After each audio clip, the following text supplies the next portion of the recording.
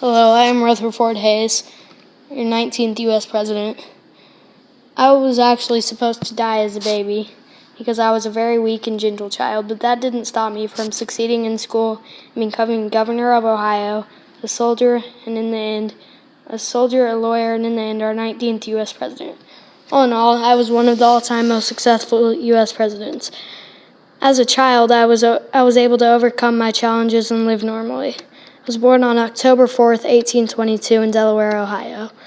I was a very weak and sensitive child, so weak I was not supposed to live through my childhood.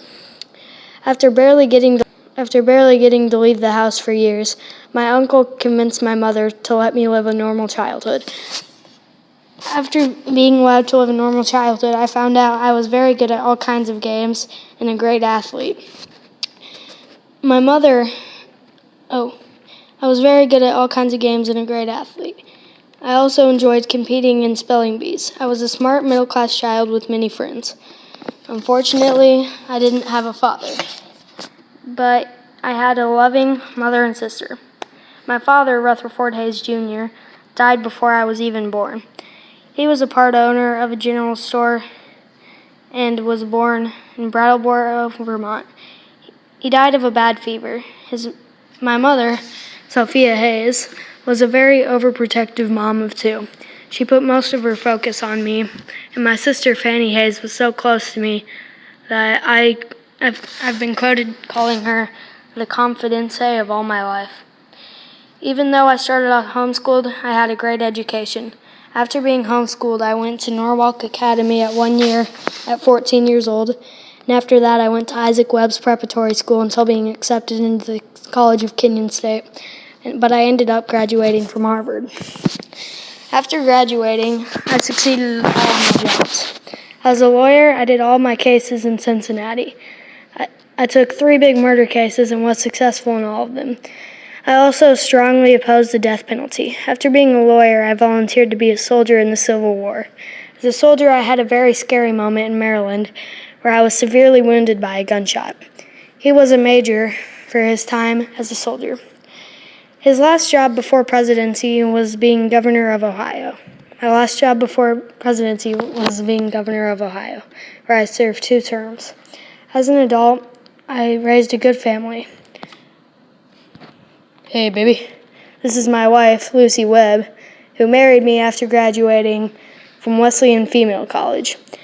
Like me, her dad died when she was young. She lived from August 28th, 1831 to June 1831 to June 25th, 1889.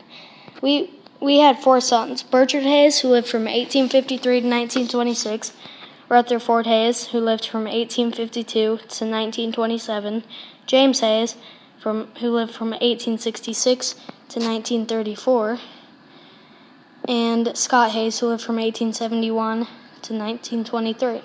And we also had 1 daughter who I named after my beloved sister, Fanny Hayes. She lived from 1867 all the way to 1950. Now I will tell you how I got here. Even though I lost the popular vote, I did make it to the White House. My vice president, William Wheeler, helped me as we ran against Samuel Tilden.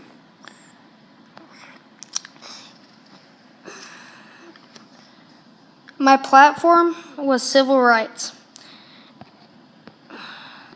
But in my 1876 election, things weren't looking very good when I lost the popular vote by 250,000. But I made it because I won the electoral vote 185 to 184. My inauguration was on March 5th, 1877. It was attended by Ulysses S. Grant. In the White House, I really liked to have fun.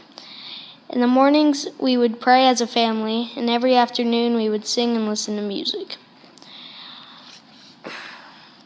Even though I had a big failure, it was outweighed by my accomplishments. One of my only failure was the Great Railroad Strike, where after receiving pay cuts, railroad workers went on a strike that spread across the U.S. In the end, 60 people sadly died, and there was $1 million damage. After retiring, I worked hard for social causes until my death. My main goal after retiring was to get Southern children schooling, but sadly at 70 years old, I died on January 17, 1893 from heart failure. I'm buried with my wife, and our grave is in Fremont, Ohio. I'm a very interesting president. I often made fun of myself in my diary. Me and John Quincy Adams were the only presidents to have diaries. And my nickname is the Dark Horse President, and I was threatened while running for president by Democrats. In fact, one night a bullet was shot through my window while me and my family were eating dinner. I even put the first telephone in the White House, which it turned out to be a great thing. All in all, I'm one of our most successful presidents. I was a weak and sensitive child. However, I got a good education. I went from a lawyer to a soldier to Ohio's governor to our 19th U.S. president. Who would have thought a child like me, barely allowed to leave my house, would be a great U.S. president?